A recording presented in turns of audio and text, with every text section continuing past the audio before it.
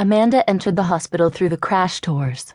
They were named such partly because they opened into the reception area serving the accident and emergency wards and intensive care. But it was mostly because of the sound the ambulances made when they swooped in and pulled out the gurneys and came rushing inside. Florida summer deluges could dump as much as a foot of rain in a few hours, storms so intense they exploded off the pavement and splattered a fine mist out 50 feet. The winds that sometimes came with these storms, particularly during hurricane season, made standard ER entrances impossible here. So the architects had wisely built a recessed entrance with the hospital's other 7 floors extending over the entire circular ER drive. No matter how violent the tempest, people could disembark in safety and remain dry. The shelter came at a cost, though, namely sunlight. The gloom was legendary. When she was appointed personal assistant to the hospital's director, Amanda's first act had been to rework the cave's lighting and institute free valet parking. She called them volunteers, but the parking attendants were all paid minimum wage. The free parking sign stated in bold letters that tipping was forbidden. A large number of patients and visitors were elderly. This was, after all, Florida. They should not need to walk from the parking garage. Amanda's volunteers, many of them as old as the visitors, made for a cheerful counterpart to the cave's oppressive nature. They greeted newcomers with a smile and the promise that the care they found inside would be the best available anywhere. And because of their genial welcome, most people believed them, or at least they entered a little less frightened than before.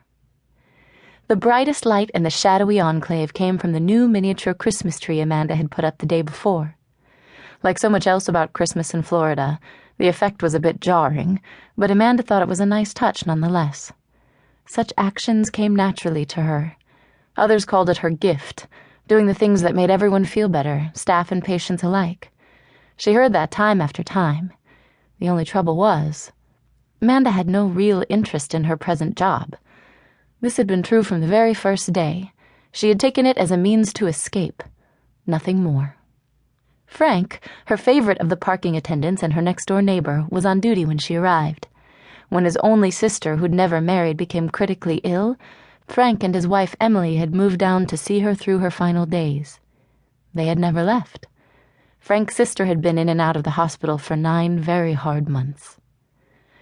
Parking cars and greeting newcomers was Frank's way of saying thanks.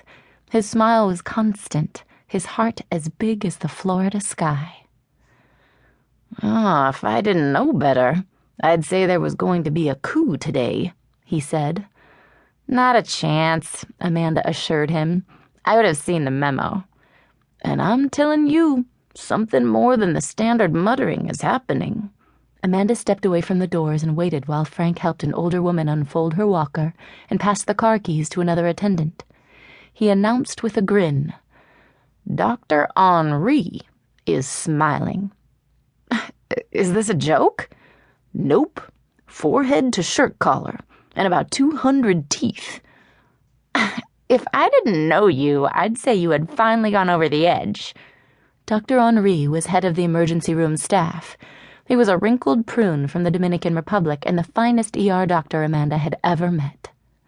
He hated the American way of saying his first name, but if the French Henri was beyond the reach of many staffers, he loathed listening to them butcher his last name, which was Beauséjour. "I always assumed his frown was tattooed into place." "The nurses all look stunned," Frank agreed. "This could only mean one thing, right? Moira has kicked the bucket?" "Not possible," Amanda replied and turned to leave. "I've gotten 5 emails from her already this morning.